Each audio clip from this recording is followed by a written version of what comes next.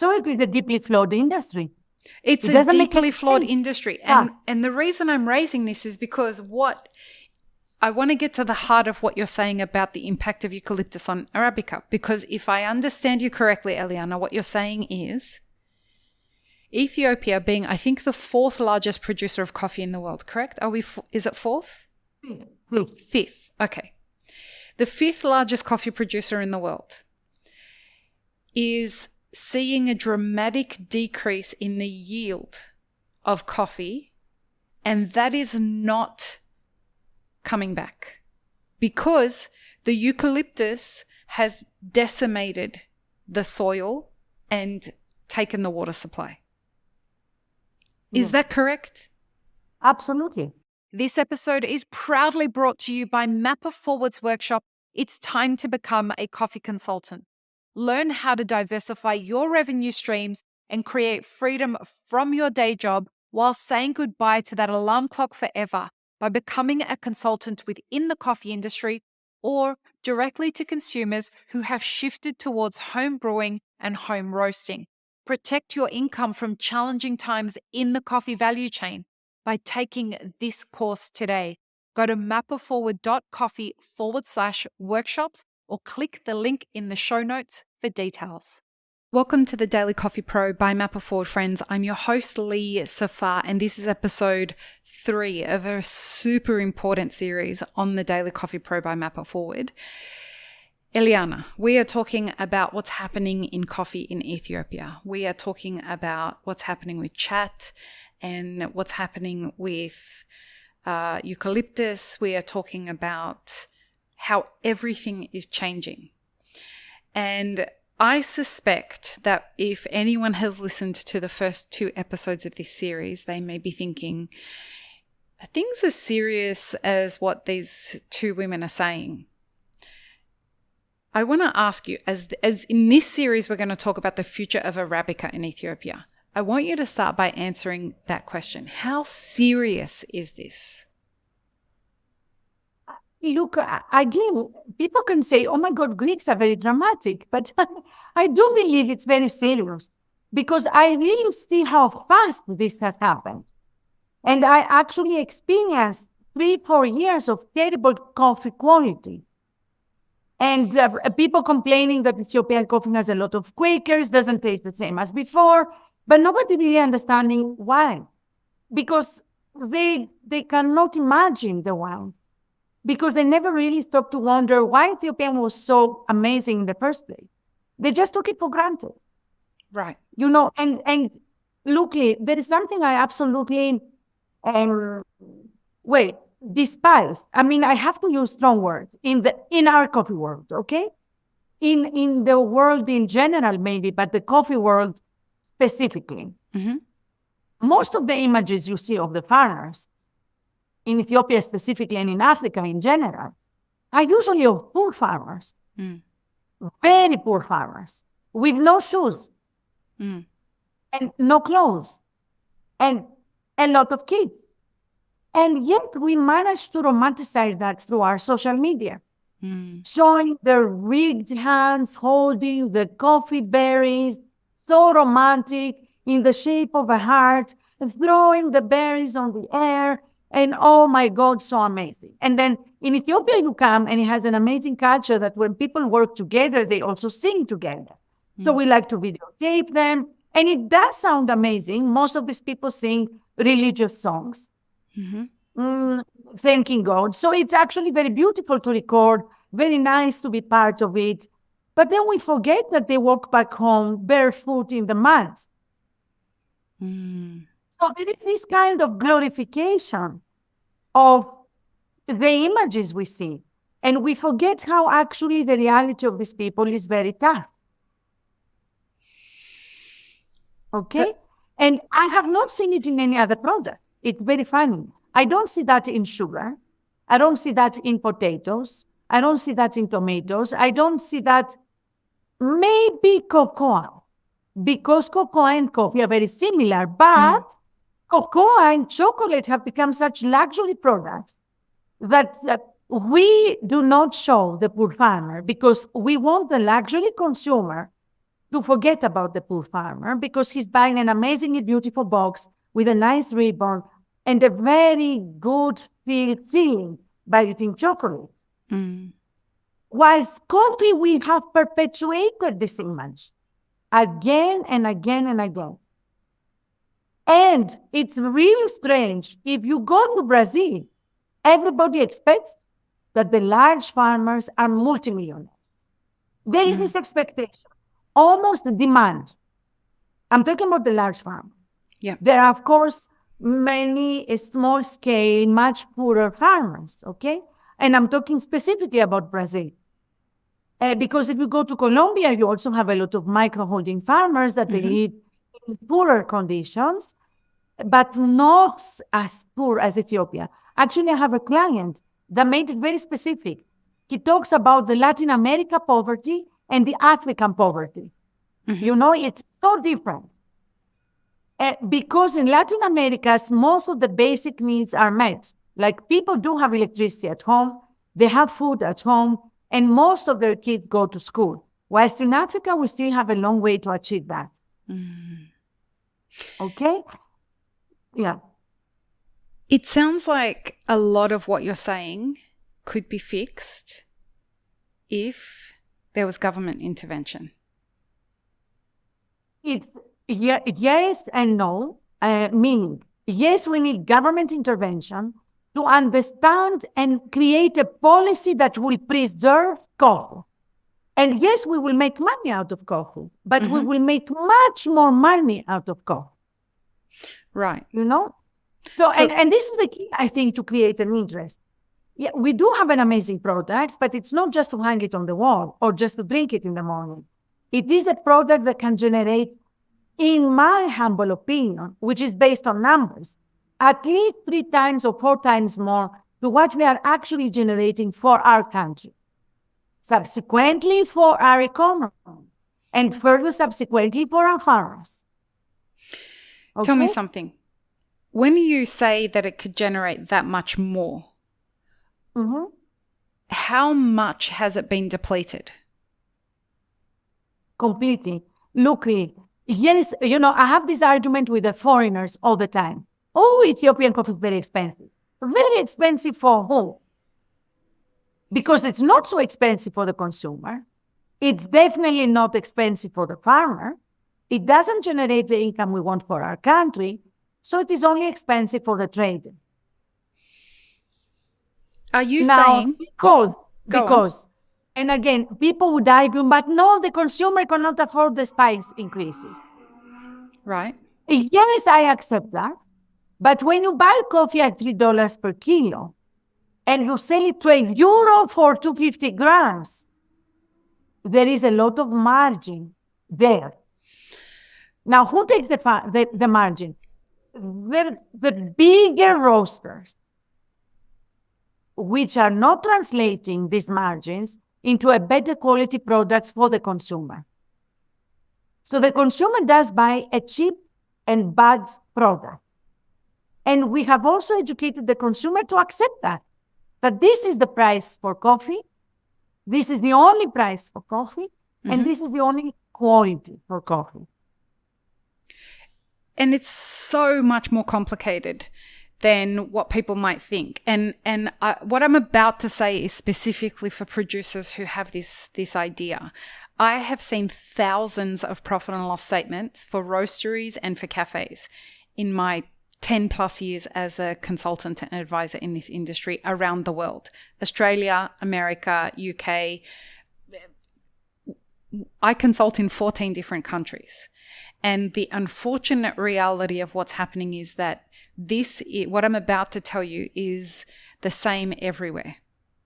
And that is that people think that roasteries and cafes, because they buy coffee for $3 a pound and they sell it for, I don't know, $15, $20, $25 a pound, that the roaster and the cafe owner are making loads of money. Yes. Guys, I need you to understand something. A very well-run cafe is making 3% net profit. 3%, that's it.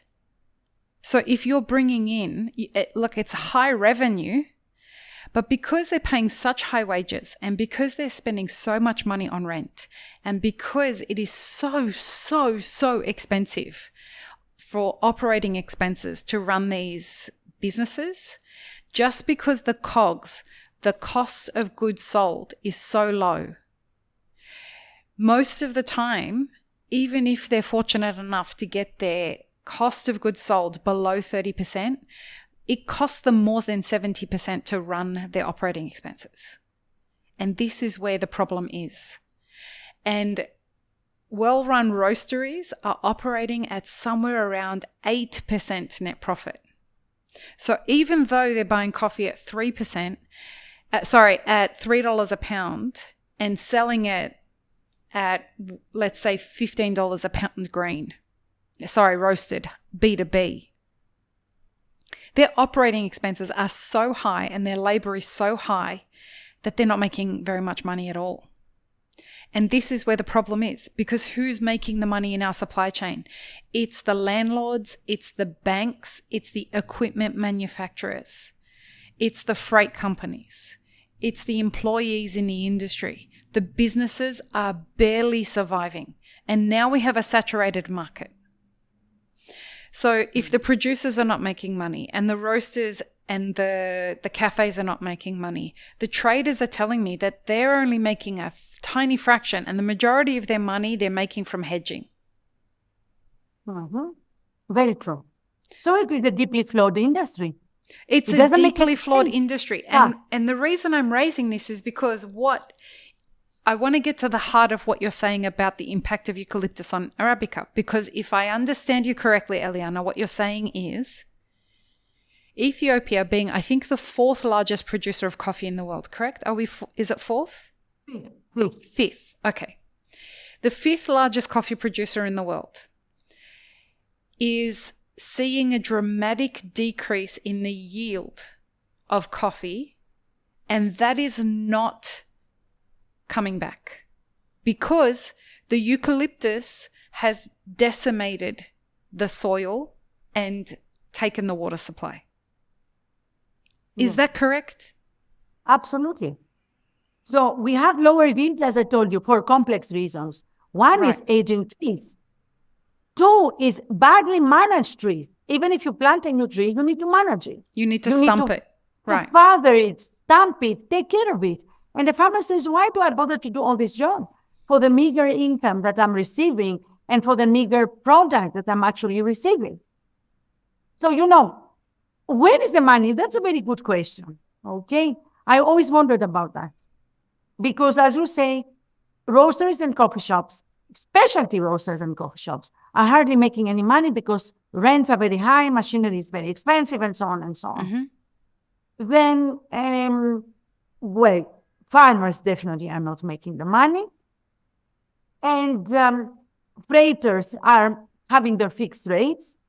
But we have seen over years, certain industry players making a lot of money out of coffee. Because coffee makes such a small margin that money comes from volume. Right. Now, anything that is in volume, anything in the world, whether it is clothes, shoes, anything, volume production is always a poor product. Right. So the industry, very cleverly, because they make clever economic decisions, they don't care about the quality of the coffee. They only care about the volume of the coffee. Because the tiny margins multiplied in huge volumes make sense. Now, can you see the deep problem of this? Farmers in Ethiopia cannot produce huge volumes. Again, because of the yield, because of the landscape, because of the fathering of the trees, the depletion of the soil, and so on. So farmers always remain with very little production capacity. Exporters, to be able to make huge volumes, they need a lot of cheap coffee. A lot of cheap coffee means a lot of bad coffee. Okay? Now, the reality of the matter is in Ethiopia, right now, no one is making money out of coffee. And that's why coffee has become a subsidiary item that generates dollars, that supports other activities that do make money, which create a very big dilemma for our government or policymakers, the farmers, and us. That what do we need? We need money. From which product do we get money right now? Coffee. Which coffee gives us money? Volume. Volume is cheap. Do we care about cheap? No, we don't care. Because coffee is the product that we wake up in the morning. You see how the chocolate industry has reversed that. Because, farmers are not making money in the chocolate industry until last year. But the packagers of chocolate were making heaps of money. Mm-hmm. Why? Taste, chocolate is packaged and doesn't need a coffee shop to be sold. You sell it absolutely everywhere. Mm-hmm. Okay? There are no chocolate shops where you go and sit and sip chocolate all day. I mean, chocolate, you can have one glass. On the second or third, you're already disgusted from sweetness. Mm-hmm. Coffee is a kind of a different drink that you can sip, sipping throughout the day, slowly, whilst working and discussing. The whole culture that coffee produces is completely different. In that culture, these people don't make a lot of money. So who makes the money is the volume traders of coffee, which again, a lot of the time, make money in hedging or other financial instruments. Mm-hmm. So then the question comes, doesn't make any sense to be in the coffee industry? And this is a question I'm asking myself regularly these days. Because I can see that my return on my assets is not what it should be. Whilst let's take Microsoft at its early beginnings. From one tiny shop or one tiny office, it started to generate a lot of cash. Technology in general, let's not pinpoint at Microsoft, okay? Technology generates a lot of cash from a tiny office and a computer. Mm-hmm. Whilst coffee needs a lot of effort to make any kind of money. If I understand you correctly, let's say you're producing, you're shipping and selling, you're exporting an enormous, like big quantities of commercial grade coffee, right? Yeah. You're selling it to a trader. You're not making money on that coffee, but the trader is using that coffee as a mechanism to hedge against and using that tool to make them the money that is necessary. Like that's where they're getting their profits from. They're speculating by hedging. And so they use the financial instruments. They take a risk a lot of the times. Or if they don't take a risk and hedge, they at least guarantee this 1 cent per pound profit, which in volumes, it makes sense. Right. Okay. Okay. Now, who are the other people that do make money in coffee? But these are companies that were not established yesterday. These are companies that exist for the last 100 years. Mm-hmm. It's a very big roasters of coffee. Right. Okay? Yeah. So, these companies created cash cow machines. Shouldn't they do it? Of course they should. Yeah. This is capitalism. It's happening. It's part of market. This is our market. But then we need to ask ourselves, how do we need to restructure, at least Ethiopia, to make our coffee profitable and to make sense to be in the coffee industry? Is there a motivation to do that? No. Because, again, there is this lack of fundamental understanding on why our coffee was so special. Right. And this understanding is lacking from everyone, not only from the final consumer, but from the policymaker also. He doesn't have this information, or nobody is giving it to them, because all they say is we need to export more to get more dollars. So they have created a culture or a system that we only need to export coffee to get dollars. And knowing that coffee is not profitable, we need to seek other profitable routes. If we stick, like I do, no, I want to make money in my coffee, it is shooting myself in the head. I do that very well, by the way. Can you explain to people why the dollars is so important in Ethiopia? Well, again, it goes to the fundamentals. Why we need dollars in a country that we are not a production of dollars. We need dollars to import. Right. And why do we import? Because we don't produce anything. Right. Okay? So Ethiopia has not become a productive superpower like Bangladesh or India or China or Malaysia or Morocco or Turkey. Why we see Turkey all over the news, Morocco all over the news? Because they created industries where they produce a lot of their things. And they have maximized the money on the things they produce, like agricultural products. Like India makes a lot of money on spices. Even the coffee plantations of India survive in a combination of coffee and black pepper. Because black pepper is the guarantee of falling prices. When prices fall, you make your money in the black pepper. In Ethiopia, we didn't cultivate that. In fact, we don't need to cultivate other things to support coffee.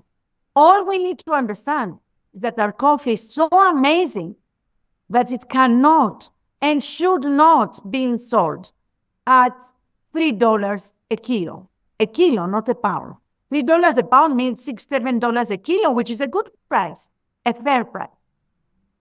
We are selling our coffee at $1.20 or $1.60 per pound. The best coffee in the world. I mean, and that's below the sea market. That's below sea market prices. Well, yes, because we need volume.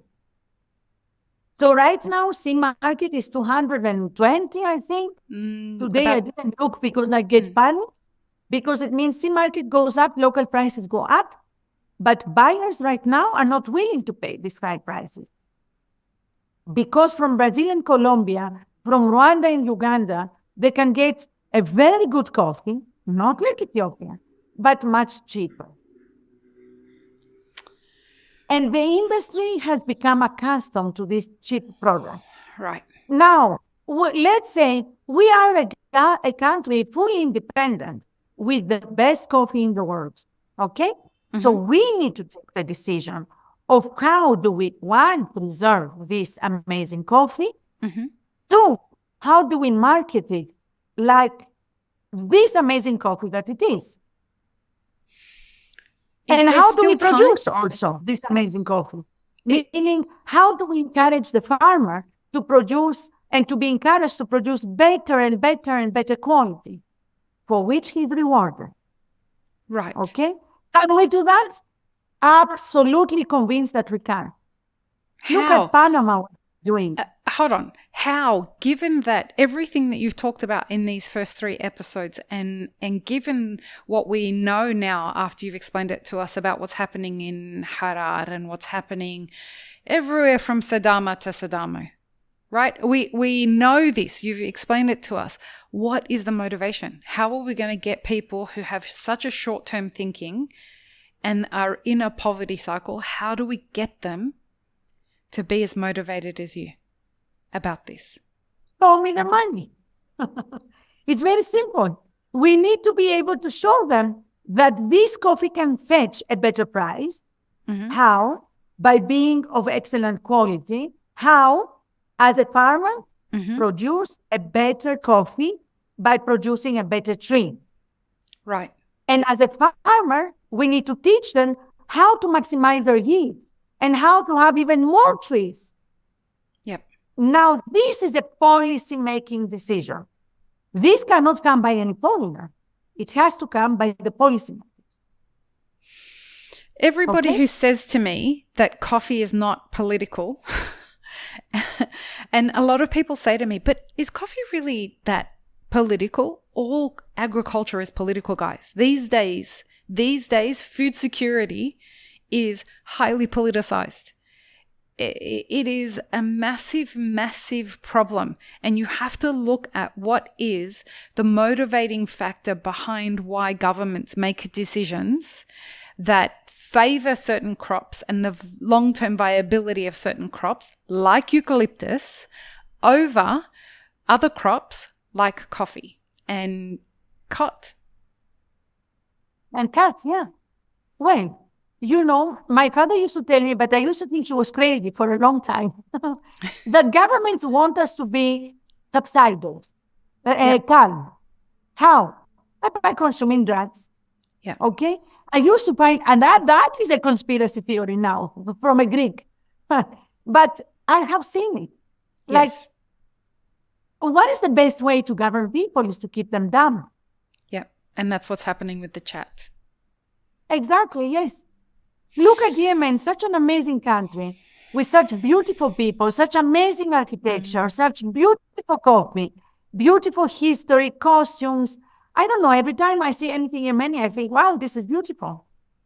Here it's a country. It's ravaged with Well, chat. forget the war right now, because I don't understand these wars very well. Mm-hmm. But it's a country devastated by chat. It's only now some illuminated people that they started to produce amazing Yemeni coffee, which is being sold $90 a kilo. Now, this is show me the money. Yeah, this is show me the money. The Ethiopian farmers, they can get $90 per kilo. Of course, they will jump into coffee immediately. Right. This leads us to our next episode, folks, where we're talking about Ethiopian coffee in the international market. So comparative to other big producing countries, it being the 5th largest producer in the world, how does it rank with other producers and what does the future of all of this look like? Because we are in a pivotal point in our industry and in the history of our industry, and we're going to explore that in the next episode. So please, please join us. Peace, love, and peanut butter. Have an amazing rest of your day. I really hope you enjoyed this episode, friends. Please don't forget to show us some love by subscribing, liking, commenting, and most of all, sharing this podcast with your friends. Check the show notes for links, including our sponsors and our Patreon, and stay tuned for more great conversations on the Daily Coffee Pro by Mapper Forward.